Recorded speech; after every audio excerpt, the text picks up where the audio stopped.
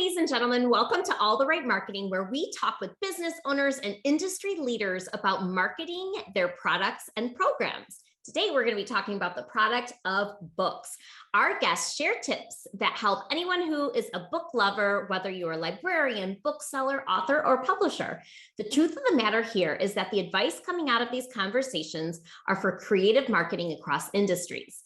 And today we have Olivia Goreche, and she is a children's librarian that loves sharing her favorite books, storytime resources, early literacy tips, which I absolutely love. So we're going to get her to share a couple here today and more. Welcome, Olivia. Thank you so much for having me. I'm so excited to be here. Yay. So tell us a little, a good elevator version of what brought you to want to be a public librarian for children. So great question. I actually, I started volunteering at my local library when I was 12 because I was just hanging out there all the time. I was friends with all the librarians. I like to say that they raised me, which they totally did. And yeah, I started volunteering. And then as soon as I was 16, I started working part-time there in summers. And then when I started college, I was there permanently year round and just kept moving on up. I went to school. I got my master's from Drexel a couple years ago and have been a children's librarian ever since. Wow. And so when you went to school, is there something that you study specifically?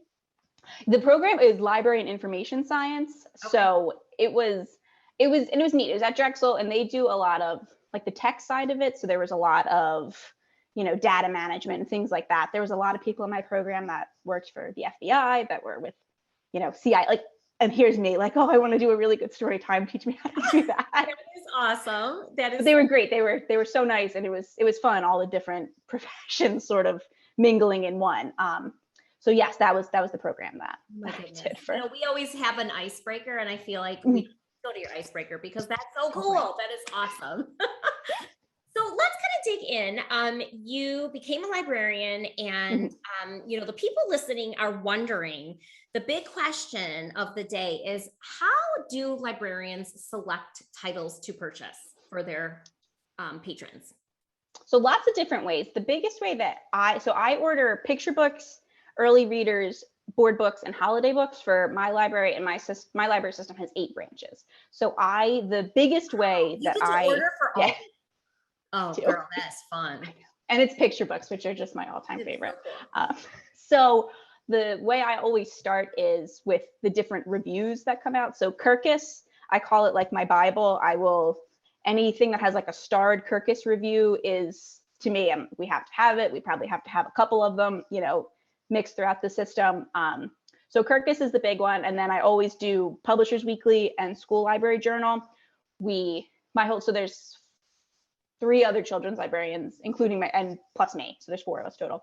And we all order for different sections, and we all go by, a lot of it is by reviews, who says what, who is, recommending it from the reviewer side of it. That's awesome.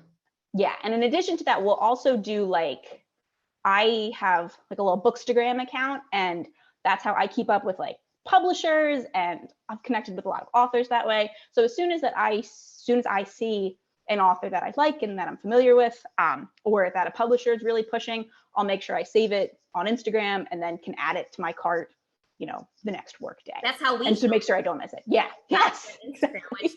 And this is a question. If somebody were to ask me that question, that's where I find a lot of my book ideas. Love Instagram. Yeah. For me as an adult, for kids, for teen, I find it all so much on Instagram. You know what I need to do? I need to go to your Instagram account and see who you're following to see. Definitely.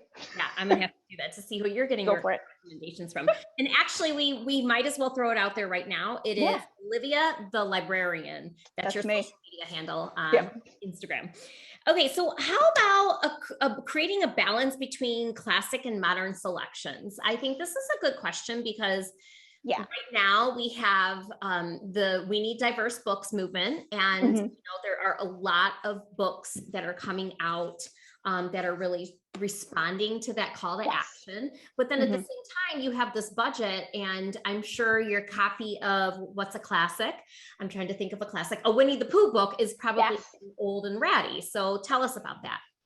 So my library is very fortunate in that we have this thing called the extension, which is basically like a garage, but it's just filled with shelves where as books like that are, that are out of print, for instance, that we can't get more copies of, we keep them there so that if somebody wants to request a copy of, an original, like a very old Winnie the Pooh that's out of print, we'll keep, as soon as we realize, oh, we have one left, it's not in great shape, we should keep it here. So it's almost like an archive, which I know isn't the norm, and we are incredibly fortunate that we have that resource.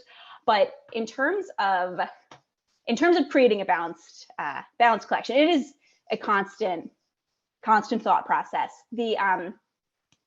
Like I said, one of the things I love to do is talk with other librarians, other professionals, to see how do they promote diverse collections? How do they justify their budgets? How do they, argue that this is what we need, and to their community, this is what you should totally read because it is that good. So definitely, I love talking to people. And where are you talking to these people? I mean, I know that's a silly question, but no, not at all. Please. I discovered this, I don't know, a whole 18 months ago. There's a couple of really great Facebook librarian groups. There was one, it just got shut down, but it was called Storytime Underground, and it was awesome.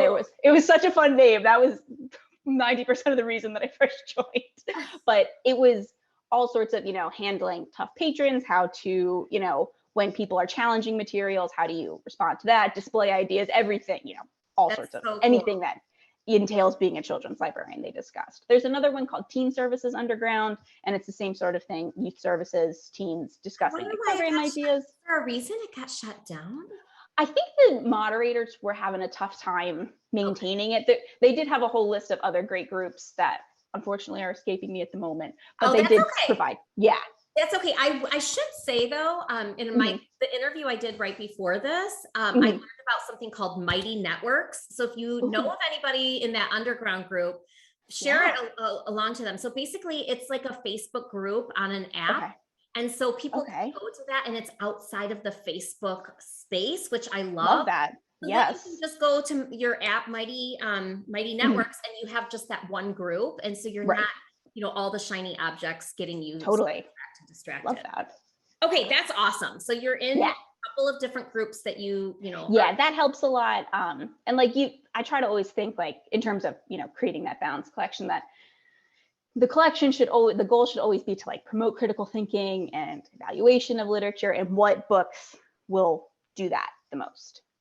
Whether it's an old classic that we look at it through the lens of today and say, this is why it was written at the time, this is why it remained popular for so long, and this is why we're looking at it again today.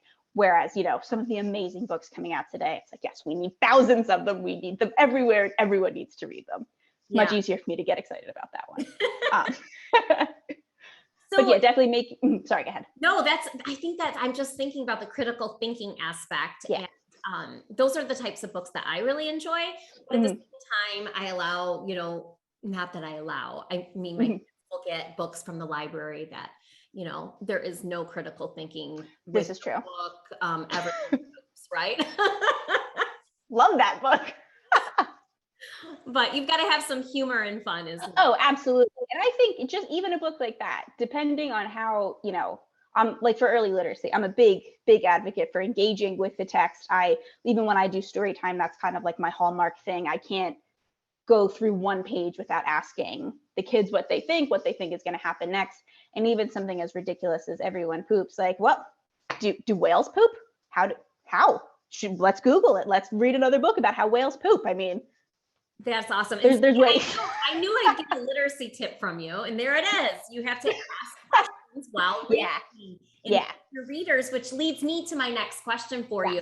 So here you are, you've got all these books in your library, and the goal that you have, not only ordering and planning story times, but you also need to get children in your library. And that's where marketing comes in. So what are some of the, if you could think of some of the more creative ways that you've marketed your programs, tell us about how you're getting people into the library. And I'm going to mute because there's somebody mowing the lawn across the street. I totally you might hear my cats meowing at the door. They're very excited. So there's some great ways that we've learned even just over the last few years to try and engage and get get non-users into, or non-library patrons to come into the library. One of the big social media is, of course, the biggest. Even making just like fun displays, making lists, and touching on like weird topics like poop, like potty training, that, which aren't weird topics, of course, but things that maybe weren't so in your face before, that appeal to a very sort of like niche group of people, making sure we have displays, making sure the collection looks accessible. Displays in the library are a big thing too, especially I feel terrible that I keep bringing up potty training and poop, but I did a potty training display the other day. Totally my fault. So let's go with it. Right, let's roll with it. I did a display for that the other day, and I've noticed, and I made a couple lists that went along with it. So like board books for the actual kids, all the way up to like parent-teacher resources, so that, you know, like a guidebook basically. And the entire display was checked out. More than half the book lists were gone. So it was a topic that I have not been asked about it very often, like for resources for potty training. So to know that they want them, they're there, I should get more of them. That was really helpful. That is a great marketing. Yeah. So I've never actually, and I hope that my librarian's not listening to this, but I've never seen book lists in our library. And I think that I love book lists. I in my parenting book that I wrote, there's a book list for every chapter. Yeah. And to be able to take it with you. Yes. What I do when I find lists on the, Pinterest where I look for book lists. Then I get right on my library's website, and I'll put some books on hold if I have to get other libraries. That is wonderful. So can I go back to ask you a clarifying question about Certainly. So you are using a Facebook page for your library, and you're posting things on there to engage people to come in. Yes. So today, for instance, was National Teddy Bear Day. So I put up, a happy National Teddy Bear Day with a ton of books on teddy bears. So like old ones, some new ones, there's Paddington on there.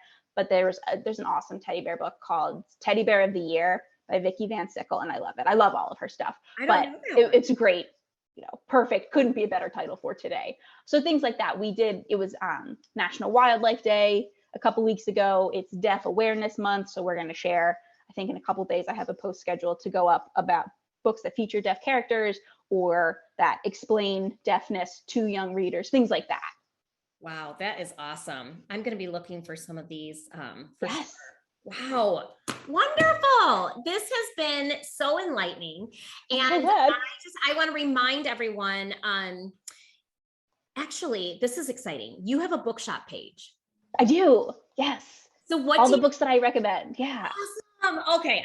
We'll link to your bookshop page. I love bookshop, by the way. So such an amazing resource. It really is. And we've been doing these panels with the podcast with different authors, and we'll make a collection for all the panels and the books. Okay. So we're going to make sure that people can head over to your bookshop page and see what you're recommending. Definitely. And make sure they can head over to your Instagram and follow you and see what you are talking about. Yes, for sure. This has been wonderful, and I just really appreciate you being here. And anytime. This is great. Thank you so much for having me. I wish I brought my teddy bear with me to celebrate. It's the day for it. Yeah. It is. All right. Thanks so much, Olivia. Thanks for being on the podcast. Thank you. Bye-bye.